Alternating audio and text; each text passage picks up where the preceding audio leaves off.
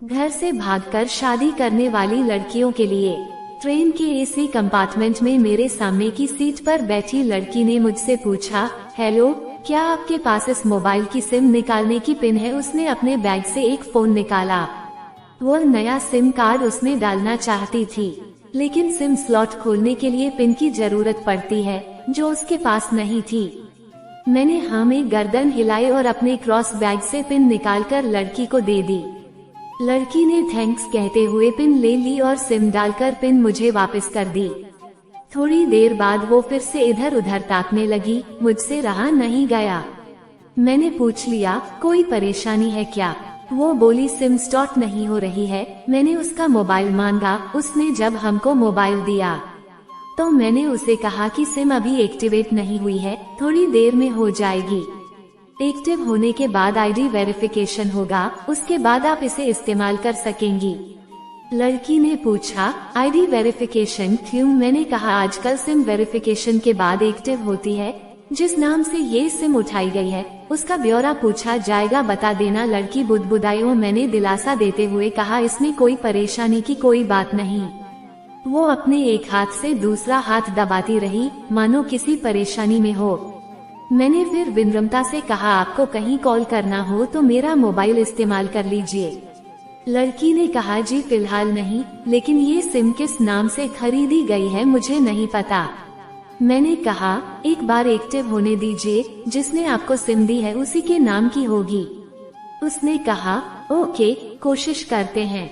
मैंने पूछा, आपका स्टेशन कहाँ है? लड़की ने कहा, दिल्ली। और लड़की ने मुझसे पूछा, आपका? मैंने कहा, दिल्ली ही जा रहा हूँ, एक दिन का काम है। मैंने पूछा, आप दिल्ली में रहती हैं या कहीं और रहती हैं?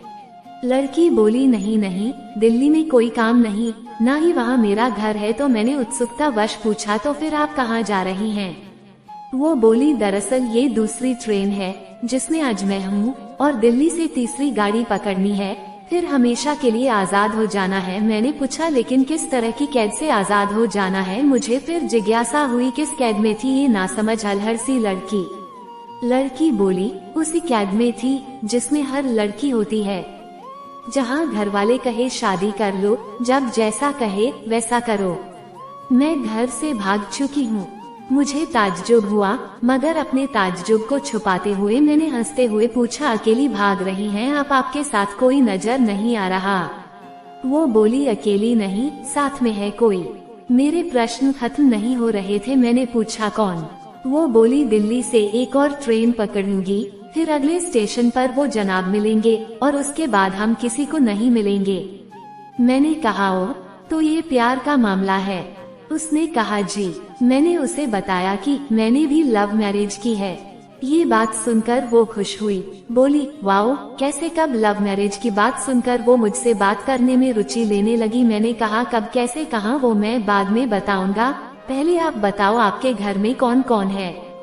उसने होशियारी बरतते हुए कहा, वो मैं आपको क्यों बताऊं? मेरे घर में कोई भी हो सकता है, मेरे पापा माँ, भाई बहन, या कोई और भी हो सकता है, भाई ना हो सिर्फ बहनें हो, या ये भी हो सकता है कि बहनें ना हो और 2 से 4 गुस्सा करने वाले बड़े भाई हो। मैंने कहा, मतलब मैं आपका नाम भी नहीं पूछ सकता? वो बोली, मेरा नाम कुछ भी हो सकता है, टीना, मीना, रीना, कुछ भी हो। वो बहुत बतूनी लड़की थी। थोड़ी इधर उधर की बातें करने के बाद उसने मुझे टॉफी दी, जैसे छोटे बच्चे देते हैं क्लास में। बोली, आज मेरा बर्थडे है। मैंने उसकी हथेली से टॉफी उठाते बधाई दी और पूछा, कितने साल की हुई हूँ? वो बोली, 18 साल की हो गई हूँ। मैंने कहा, मतलब भागकर शादी करने की कानूनी उम्र हो गई आपकी? वो हंसने लगी।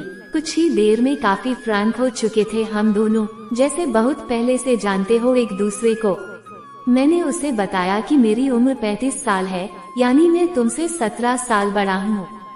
उसने चुटकी लेते हुए कहा, लग तो नहीं रहे हो? मैं मुस्कुरा दिया। मैंने उससे पूछा, तुम घर से भागकर आई हो, तुम्हारे चेहरे पर चिंता के निशान जरा भी नहीं है, इतनी बेफिक्री मैंने पहली बार देखी।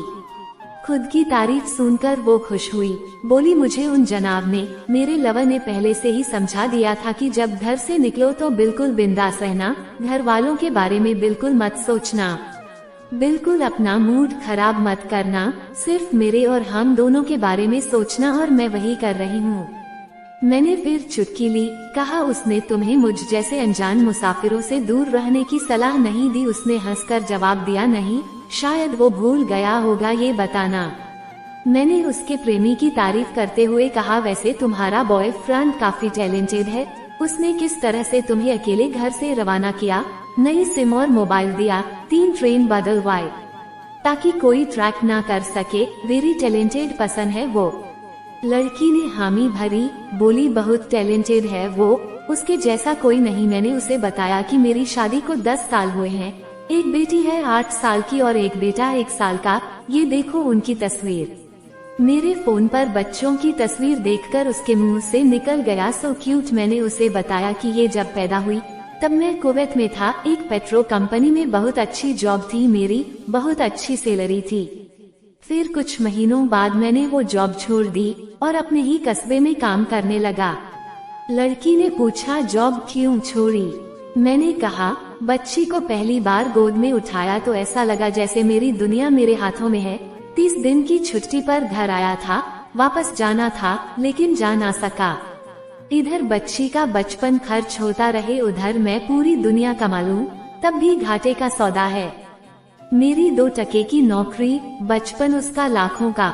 उसने पूछा, क्या बीवी बच्चों को साथ नहीं ले जा सकते थे वहाँ? मैंने कहा, काफी टेक्निकल मामलों से गुजरकर एक लंबे समय के बाद रख सकते हैं। उस वक्त ये मुमकिन नहीं था। मुझे दोनों में से एक को चुनना था, आलीशान रहन सहन के साथ नौकरी या परिवार। मैंने परिवार चुना, अपनी बेटी को बड़ा होते देखने के लिए। मैं कुवैत वापस गया था लेकिन अपना इस्तीफा देकर लौट आया।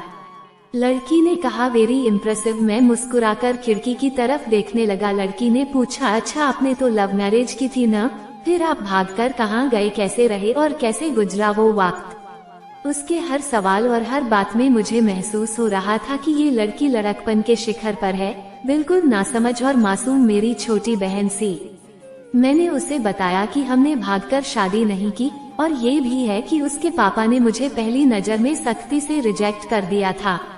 उन्होंने आपको रिजेक्ट क्यों किया? लड़की ने पूछा। मैंने कहा, रिजेक्ट करने का कुछ भी कारण हो सकता है, मेरी जाति, मेरा काम, घर परिवार। लड़की ने सहमति दर्ज कराई, कहा बिल्कुल सही, और आगे पूछा, फिर आपने क्या किया? मैंने कहा, मैंने कुछ नहीं किया, उसके पिता ने रिजेक्ट कर दिया। वहीं से मैंने अपने बारे में अलग से सोचना शुरू कर दिया था। खुशबू ने मुझे कहा कि भाग चलते हैं, मेरी वाइफ का नाम खुशबू है। मैंने 2 टूक मना कर दिया। वो 2 दिन तक लगातार जोर देती रही कि भाग चलते हैं। मैं मना करता रहा। मैंने उसे समझाया कि भागने वाले जोड़े में लड़के की इज्जत पर कोई खास फर्क नहीं पड़ता, जबकि लड़की के पूरे कुल की इज्जत धुल जाती है। भगाने वाला लड़का उसके दोस्तों में हीरो माना जाता है, लेकिन इसके विपरीत जो लड़की प्रेमी संग भाग रही है वो उल्टा कहलाती है। मोहल्ले के लड़के उसे चालू कहते हैं। बुराइयों के तमाम शब्दकोश लड़की के लिए इस्तेमाल किए जाते हैं।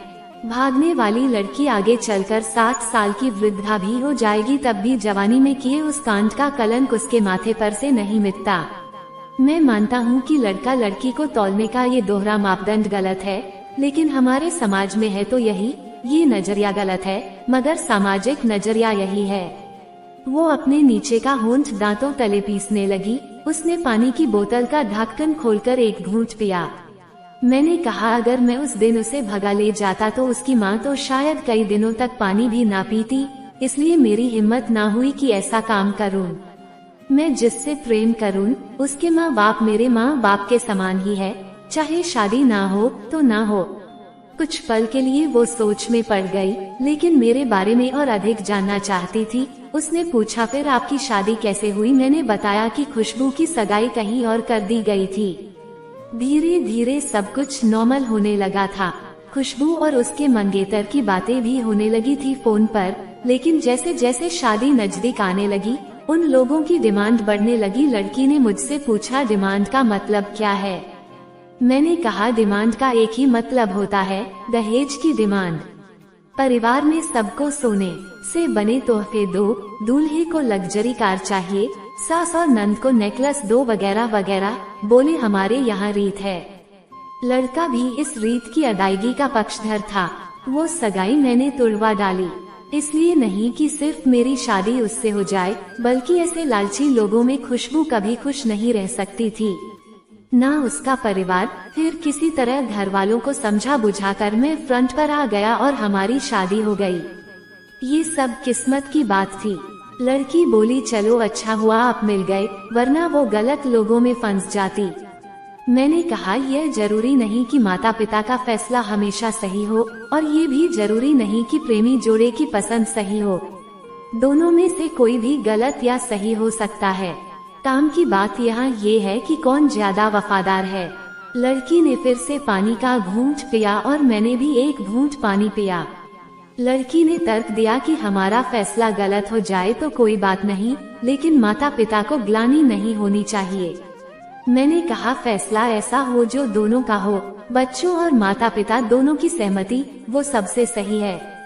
बुरा मत मानना, मैं कहना चाहूँगा कि तुम्हारा फैसला तुम दोनों का है, जिसमें तुम्हारे पेरेंट्स शामिल नहीं है, न ही तुम्हें इश्क का असली मतलब पता है। अभी उसने पूछा इश्क का सही अर्थ क्या है। मैंने कहा तुम इश्क में हो, तुम अपना सब कुछ छोड़कर चली आई, ये सच्चा इश्क है। तुमने दिमाग पर जोर नहीं दिया, ये इश्क है। फायदा नुकसान नहीं सोचा, ये इश्क है। तुम्हारा दिमाग दुनियादारी के फितूर से बिल्कुल खाली था, उस खाली जगह में इश्क का फितूर भर दिया गया। जिन जनाब ने इश्क को भरा, क्या वो इश्क में नहीं है? यानी तुम जिसके साथ जा रही हो वो इश्क में नहीं, बल्कि होशियारी हीरोगिरी में है। जो इश्क में होता है वो इतनी प्लानिंग नहीं कर पाता है, 3 ट्रेनें नहीं बदलवा पाता है, उसका दिमाग इतना काम ही नहीं कर पाता। कोई कहे मैं आशिक हूँ और वो शातिर भी हो, ये नामुमकिन है। मजनू इश्क में पागल हो गया था, लोग पत्थर मारते थे उसे। इश्क में उसकी पहचान तक मिट गई। उसे दुनिया मजनू के नाम से जानती है, जबकि उसका असली नाम कैस था, जो नहीं इस्तेमाल किया जाता। वो शातिर होता तो कैस से मजनू ना बन पाता। फरहाद ने शीरी के लिए पहाड़ों को खोदकर नहर निकाल डाली थी और उसी नहर में उसका लहू बहा था, वो इश्क था। इश्क में कोई फकीर हो गया, कोई जोगी हो गया, किसी मांझी ने पहाड़ तोड़कर रास्ता निकाल लिया। किसी ने अतिरिक्त दिमाग नहीं लगाया, चालाकी नहीं की। लालच, हवस और हासिल करने का नाम इश्क नहीं है। इश्क समर्पण करने को कहते हैं, जिसमें इंसान सबसे पहले खुद का समर्पण करता है, जैसे तुमने किया, लेकिन तुम्हारा समर्पण हासिल करने के लिए था, यानी तुम्हारे इश्क में लालच की मिलावट हो गई। लड़की अचानक खो सी गई। उसकी खिलखिलाहट और खिलंदड़ापन एकदम से खामोशी में बदल गया। मुझे लगा मैं कुछ ज्यादा बोल गया, फिर भी मैंने बोलने जारी रखा। मैंने कहा प्यार तुम्हारे पापा तुमसे करते हैं, कुछ दिनों बाद उनका वजन आधा हो जाएगा और तुम्हारी माँ कई दिनों तक खाना नहीं खाएगी, ना पानी पिएगी। जबकि आपको अपने आशिक को आजमा कर देख लेना था, ना तो उसकी सेहत पर कोई फर्क पड़ता, ना ही उसके दिमाग पर। वो अक्लमंद है और अपने लिए अच्छा सोच लेता। आजकल गली मोहल्ले के हर तीसरे लौंडे लपाटे को जो इश्क हो जाता है, वो इश्क नहीं है, वो सिनेमा जैसा कुछ है। एक तरह की स्टंटबाजी, डेयरिंग, अलग कुछ करने का फितूर, और कुछ भी नहीं है। लड़की का चेहरे का रंग बदल गया, ऐसा लग रहा था वो अब यहाँ नहीं है, उसका दिमाग किसी अतीत में टहलने निकल गया है। मैं अपने फोन को स्क्रॉल करने लगा, लेकिन मन की इंद्री उसकी तरफ थी। थोड़ी ही देर में उसका और मेरा स्टेशन आ गया। बात कहाँ से निकली थी और कहाँ पहुँच गई। उसके मोबाइल पर मैसेज टोन बजी। मैंने देखा सिम एक्टिवेट हो चुकी थी।